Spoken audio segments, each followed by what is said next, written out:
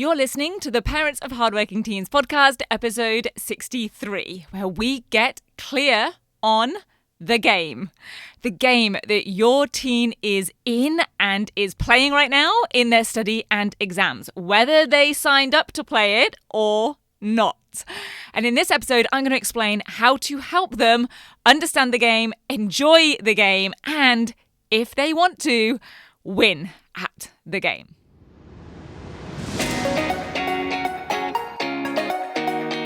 I'm Katie Jones, and with over 15 years in education as an award-winning high school teacher, international external examiner, and as a study coach, I've helped thousands of students skyrocket their results and confidence. And this podcast is where I share all my insights, tactics, and tips with you, the parent, so you can help your hardworking teen get happy, smart, and successful in their study, and have you both enjoy the journey along the way. This is the Parents of Hardworking Teens podcast. Hey VIPs, how are you doing? I hope everything is going super well and that you're having a great week so far. I can tell you that I am feeling very inspired and energized right now. You might be able to kind of hear it in my voice because I'm coming off of the back of a few things that I've mentioned in the past couple of episodes. I've delivered the Teacher Professional Development Training Day. We had some awesome and really positive and engaged teachers there. And then I've had the Next Level Student event, which was called Maximize Your Exam Technique. And I've also been to a business development workshop. I don't know if that's the official title of it, but it was that kind of thing that I attended as I continue building Rock Solid Study. This thing that started out as a way to help more students understand how to be successful in their study. And in my own words, way back about 7 years ago, it's kind of just turned into a bit of a monster.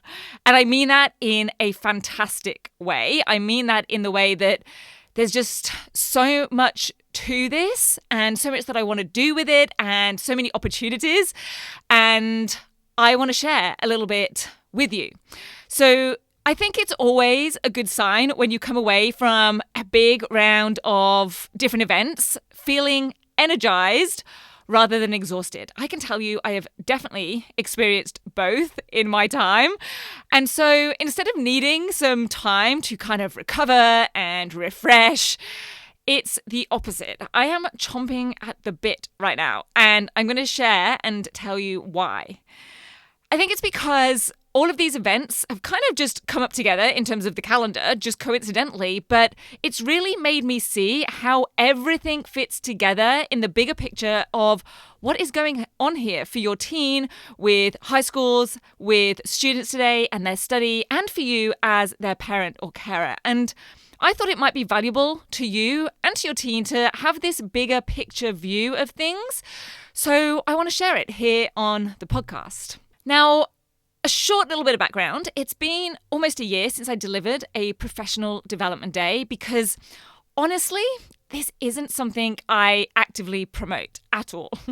But A, I forgot how much I enjoyed doing them. And B, I was blown away by the really positive comments that I got at the end and in the feedback survey afterwards.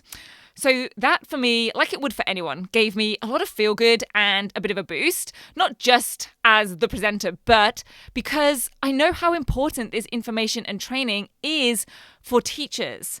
And yes, because I know how it influences our teaching when we have it, but also because one of the most common comments I get from parents is, I can't believe schools don't teach this stuff. And as you've probably heard me say before, I didn't know about all of this either until I became an external exam marker. I knew some of it because, of course, we get trained in how to write and mark assessments, but I didn't know all of it. And I certainly didn't understand just how critical it all is. How critical exam technique is to exam performance and results, how important active revision is in prepping for those exams, how focused an essay response needs to really be in order to meet the top criteria, how to actually add more detail, how to stop the waffle, how to stop hedging your bets in answers. I say this as an experienced student in doing that myself back years ago. How to cut all of the spaghetti throwing and actually know what a question is really asking and what it isn't asking, which is why the work that I do with students and with parents and with teachers is all about knowing the game. What the game is that students are really playing when they are learning the subject content, when they're completing assessments, when they're sitting exams. Now, I definitely know that schools and education are about more than just those things, but it is a part of it for most students, and therefore also for teachers and for you as the parent or carer. So that means that we all need to know what the game really is here, what the rules are, what the goal is, and what are the tactics to win. And of course, winning could be achieving the grades that your teen wants. It could be just enjoying the game, winning at having a good life balance and enjoying the process. Or it could, of course, be both. And I believe it totally can be both. And what I think is going on overall here, and this is just me based on my experience as a teacher, as a study coach, as a marker, and panel member for exam boards, what I see going on in the most part is that schools are teaching students a lot of information. Now, they are delivering what the national curriculum and the exam board syllabus is. I can't bring myself to say syllabi. What they state. And they aren't doing anything wrong here by doing that. This is exactly their role, their job. And yes, sometimes the syllabuses do also state that skills and certain competencies related to the subject also need to be learned. So practical experiments in science, sports skills in PE. But these are usually still very prescriptive. They're still very subject specific, subject oriented. And again, nothing wrong with that. But then your teen is expected to do something with that knowledge or with those skills. They have to apply it in a certain way to an essay title, to an exam question, to an assessment task. And they are then judged by what they write on that paper or what is produced in that project or on that performance. And this is the real game. The game is not how much information can I learn and memorize? How many pages can I fill in my exercise book? How many practice questions can I answer? Or even how many things can I make or perform if it's a more practical subject? The game is knowing what to do with those facts and with that knowledge. It's knowing how to give the marker what they want and need to see, aka how to meet the success criteria. And I know that some of you and some of your teens find this kind of depressing or disappointing or feel disillusioned by it, especially when we are told that education should be inspiring and it should build curiosity and a love of learning. And I totally get that. I really do. I can tell you one of my favourite things when I taught geography back in the UK was where one of the actual components for the subject in the national curriculum there was literally called Awe and Wonder. We actively had to create and drive that in our high school students. So this wasn't primary school, this was still in high school, Awe and Wonder. And I really loved that part. But I also don't think it's a totally bad thing that there is a game to be played here. In fact, it could be a really valuable lesson in your teen's education if we choose to embrace it and just choose to use it to our advantage.